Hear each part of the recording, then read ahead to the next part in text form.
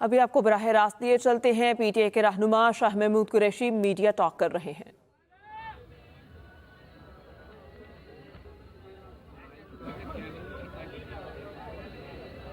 پاکستان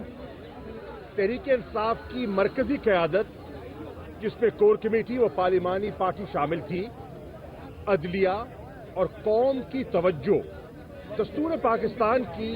ناقابل تنسیخ حصے کی جانب مبذول کرانا چاہتی ہے، جو مقننہ کی تحلیل کے بعد ہر صورت 90 روز میں انتخابات کے انعقاد کا پابند بناتا ہے، اور اس مدت میں 1 روز کا اضافہ بھی ممکن نہیں۔ انتخابات کے انعقاد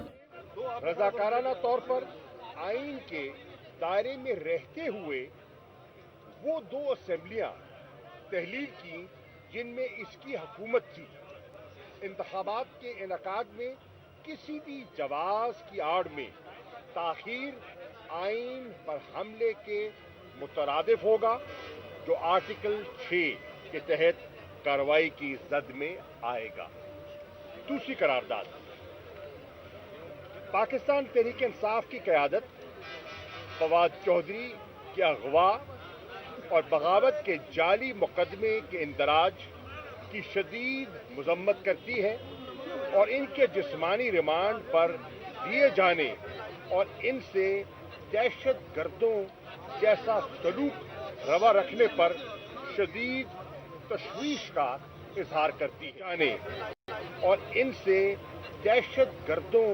جیسا سلوک روا رکھنے پر شدید تشویش کا اظہار کرتی ہے۔ یہ دستور کی آرٹیکل 14 کی صریحاً خلاف ورزی اور عدل و انصاف کے قتل عام کے مترادف ہے۔ ایک ہی مقدمے میں 3 مرتبہ جسمانی ریمانڈ دیے جانے کی کوئی نظیر اس سے پہلے دستیاب نہیں ہے۔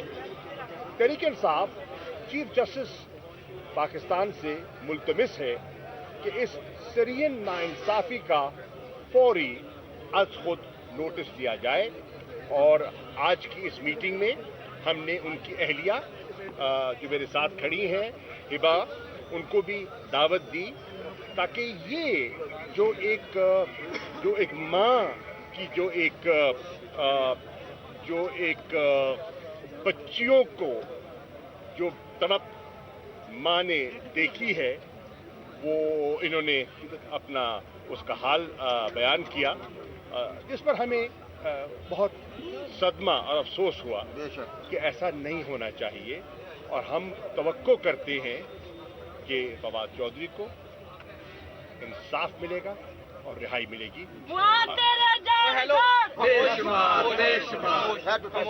نعرے نہیں ہوتے، ایک منٹ ٹھہرتے ہیں۔ اب میں اسد عمر صاحب سے درخواست کروں گا کہ اپنی آپ بولنے۔ اچھا جی، میں بس یہی کہنا چاہتی ہوں کہ آج چیئرمین صاحب کا بہت بہت میں شکر گزار ہوں۔ انہوں نے آج مجھے بلایا اور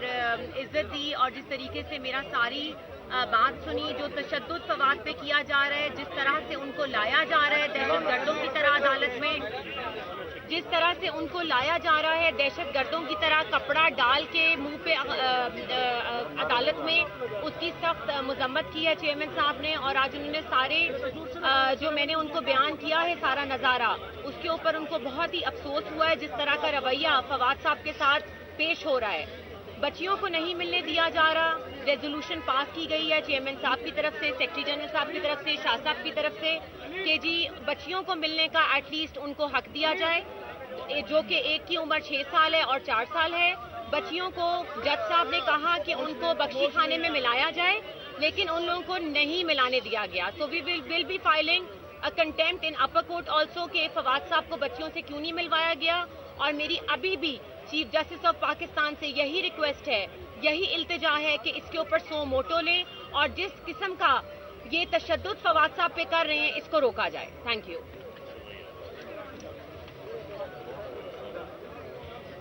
جیسے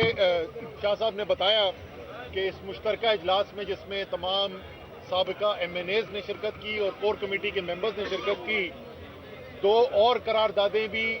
منظور کی گئیں۔ اور ان دو قراردادوں کو میں اب آپ کے سامنے رکھوں گا, آپ کو پڑھوں گا. پہلی قرارداد یہ کہتی ہے کہ پاکستان تحریک انصاف کی قیادت صدر مملکت اور افواج پاکستان کے سپریم کمانڈر کی توجہ گورنر خیبر پختونخوا کے اس بیان کہ پختونخوا اسمبلی کے انتخابات کی تاریخ ایجنسیوں اور اسٹیبلشمنٹ کی جانب سے دی جائے گی کہ جانب مبذول کروانا چاہتی ہے. پاکستان تحریک انصاف صدر مملکت سے ملکی سیاسی معاملات میں انٹیلیجنس ایجنسیز اور مقتدرہ کے دیگر حصوں کی بڑھتی ہوئی مداخلت کے فوری نوٹس کا مطالبہ کرتی ہے. مزید یہ کہ صدر مملکت ریاستی اداروں میں موجود چند کالی بھیڑوں کی اعماء پر تحریک انصاف کے کارکنان اور قائدین ذمہ داران کے خلاف درج کیے جانے والے جھوٹے مقدمات, ان کے اغوا, ان پر حراست کے دوران تشدد اور انہیں دھمکی آمیز فون کالز کا بھی نوٹس لیں. اس سے ہمارے اداروں کی نیک نامی پر نہایت منفی اثرات مرتب ہو رہے ہیں, جس سے پاکستان کے بیرونی دشمنوں اور ففتھ کالمسٹ کی کردار اور عزائم کو تقویت مل رہی ہے. پاکستان تحریک انصاف کی قیادت صدر مملکت پر زور دیتی ہے کہ وہ دستور و قانون سے صریح انحراف اور بنیادی انسانی حقوق کی پامالیوں کا نہ صرف نوٹس لیں بلکہ ان چند کالی بھیڑوں سے باز پرس بھی کی جائے جن کی نشاندہی تحریک انصاف کی قیادت اور آزاد میڈیا تسلسل سے کرتے آ رہے ہیں. یہ تیسری قرارداد تھی جی. اور آخری اور چوتھی قرارداد جو اس وقت معیشت کی صورتحال ہے اس کے بارے میں متفقہ طور پر پاس کی گئی,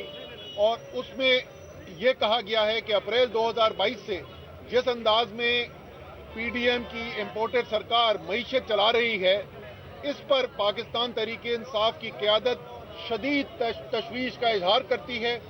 ملک کی معیشت نہایت بہتر انداز میں چلائی جا رہی تھی, جس کے شواہد مئی 2022 میں جاری ہونے والے معاشی سروے کی صورت میں موجود ہیں, اور یہ وہی معاشی سروے ہے جو اس حکومت نے شائع کیا ہے. جب سے زمام اقتدار پی ڈی ایم کے سپرد کی گئی ہے, تب سے اس گروہ نے اپنی سنگین بد انتظامی کے ذریعے عوام کو 50 برس کی بدترین مہنگائی,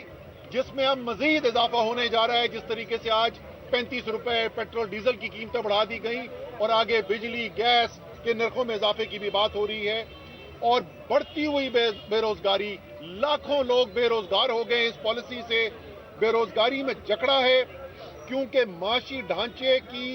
تباہی کے باعث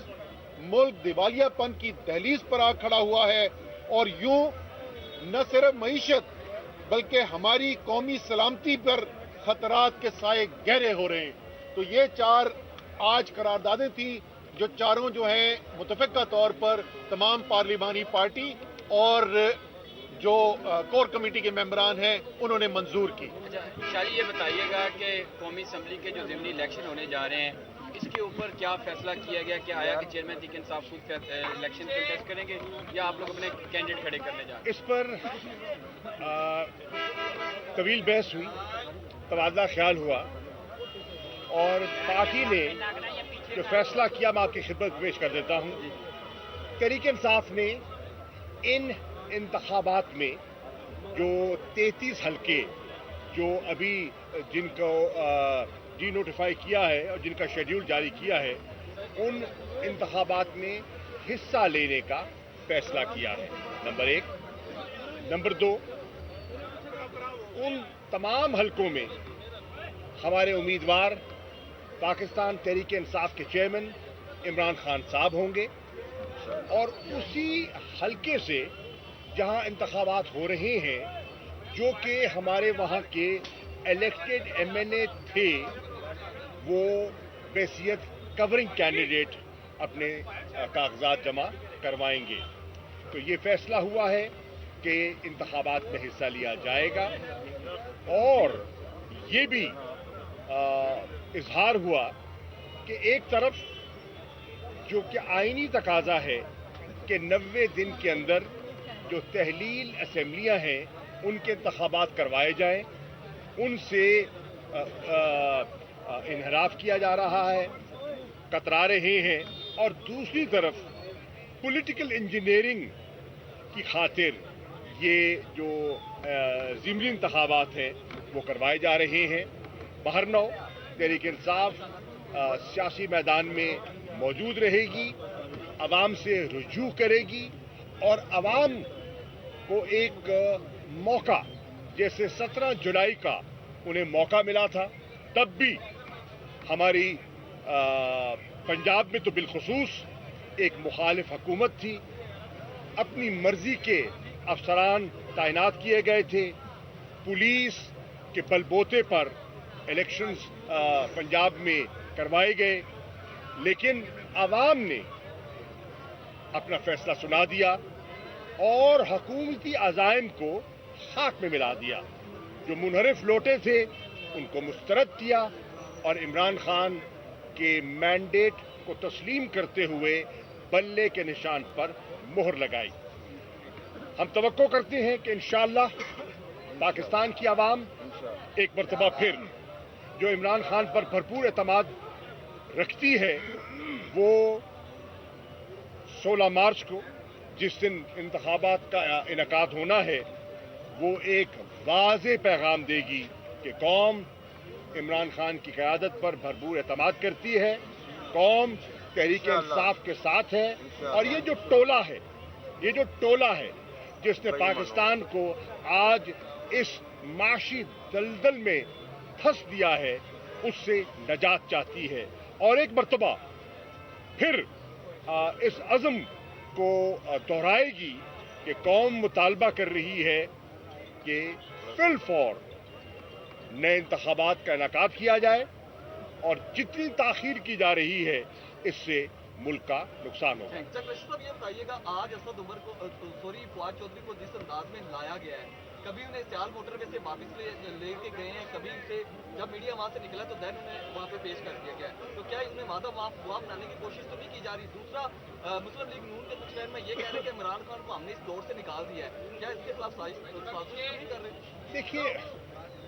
जो फवाद चौधरी के साथ सलूक बरता जा रहा है वो सब देख रहे हैं, और आपको ये सुनकर शायद ताज्जुब भी हो, वो हजरात जो माजी पे उन पर तनकीद किया करते थे, जो उनकी पॉलिसीज पर मोतरज़ रहते थे,